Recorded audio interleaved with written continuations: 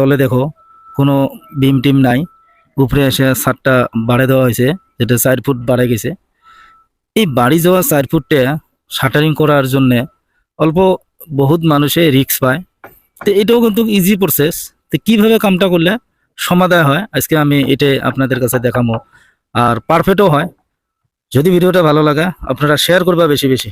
Hello viewers, আমি আজকে একটা নতুন ভিডিও নিয়ে আসলাম, যেটা নাকি ব্যালকনির শাটারিং গেলে কিভাবে করতেছে বা কি টেকনিকত করতেছে, কেমন করে করলে ফস করে কামটা হইতেছে। আরও আজকে রোদও বহুত উঠছে, যার ধরনে আমি ডিটেলস হয়তো বা দেখাইতে পারবো না, কারণ ভিডিওর মাধ্যমে অল্প কালারটা চেঞ্জ হতে পারে। তাও যত চেষ্টা কইরা আমি আপনাদের কাছে দেখানো যাতে ভালো হয়। আর ভিডিওটা যদি ভালো লাগে লাইক করবা, শেয়ার করবা বেশি বেশি, যাতে অন্যরাও দেখতে পারে। কেউ যদি নতুন চ্যানেলে এসে থাকেন চ্যানেলটা সাবস্ক্রাইব করে নিবা। আমি কামের ভিডিও রোজ একটা করে দিয়েই থাকি, আশা করি ভিডিওগুলো ভালোই লাগে। কারণ আমি যেভাবে ভিডিওগুলো করি বা ভিডিওর মাধ্যমে যেগুলো কামের ছোট ছোট মানে টিক থাকে, যেগুলো নাকি বহুত ছোট কথা থাকে, ওগুলো বহুতে মাইন্ড দেয় না, যার ধরনে কথাগুলো হয়তো বা কামগুলো করতে অল্প ডিস্টার্ব হয়। তা আমি আজকে ওই জিনিসগুলো ভালো করে দেখে দেবো, যাতে অসুবিধা হয় না। ভিডিওটা যদি ভালো লাগে লাইক একটা করবা। তা আমি বেশি কথা বলবো না, ভিডিওটা বহুত লম্বা হয়ে যাব। ব্যালকনির কামটা কিভাবে করিয়েছে, যেটা নাকি তলি টলি লাগে সাইড টাইড মারি দিয়ে আছে। তো দেখতে দেখা যায় মানে বহুত রিক্স, অ্যাকচুয়ালি রিক্স আছে, কিন্তু কামটা জানা থাকলে রিক্সও নাই। তো এইদিকে আমি যেই জায়গায় আছি বর্তমান, যেই জায়গা থেকে ক্যামেরাটা করতেছি, এই জায়গার মধ্যেও আমি ব্যালকনি থেকে করতেছি, আপনাদেরকে দেখাইতেছি যেটা নাকি সামনে বানাইতেছে, এটা কিভাবে বানাইতেছে আর কত ইজি প্রসেস। আমি ওই কামটা আপনাদেরকে দেখাইতেছি, আপনারা খুব ভালো করে মন দিয়ে দেখবা যে শাটারিং গিলে দেখতে কেমন দেখা যায়, করতে কেমন আর কত তাড়াতাড়ি হয়। শাটারিংয়ের পরে আমরা এই জায়গায় রড বাঁধবো।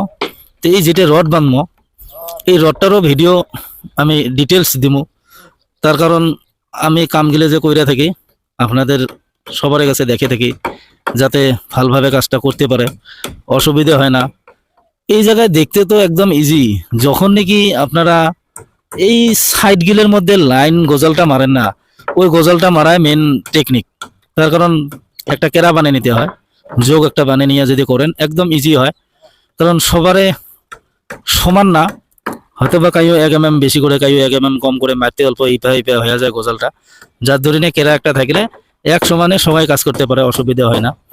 তো এই জন্য আমি বহুত কাম গেলে আপনাদের কাছে যেটা দেখাই, বা হয়তো বা অল্প আওয়াজও পাইতেছেন, তার কারণ কাম চলি আছে।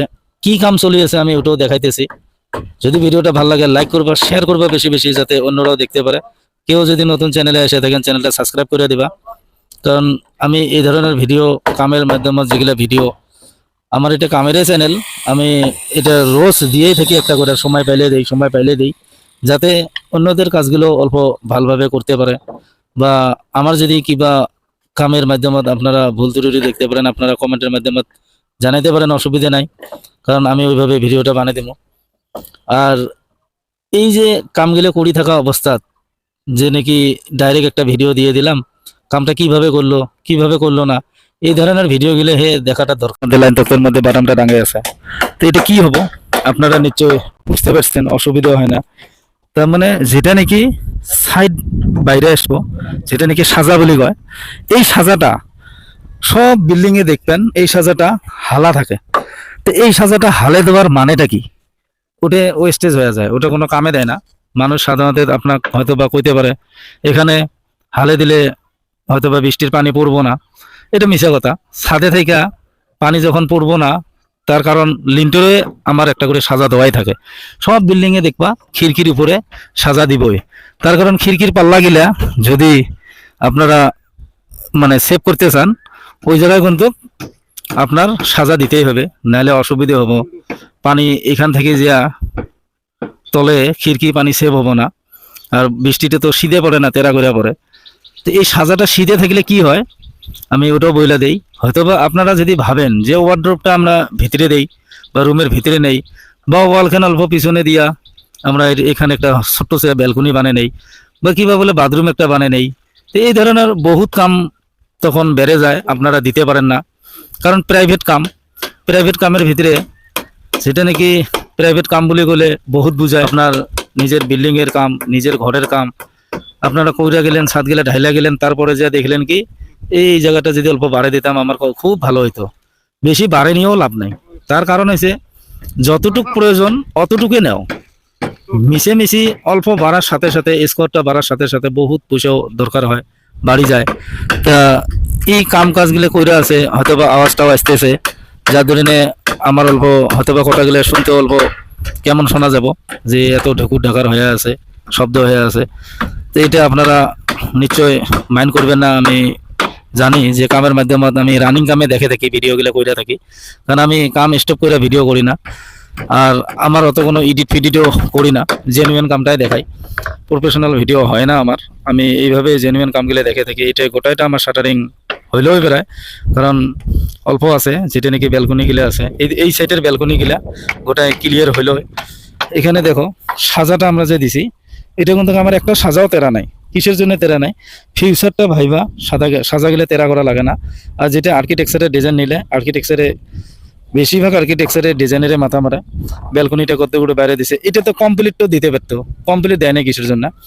বেকার অতটুকু জায়গার দরকার নাই, যার দরিনে দেয় নাই। হয়তোবা আমরা ভাবি কি না এটা দিলে বোধহয় খুব ভালো হতো, নয়।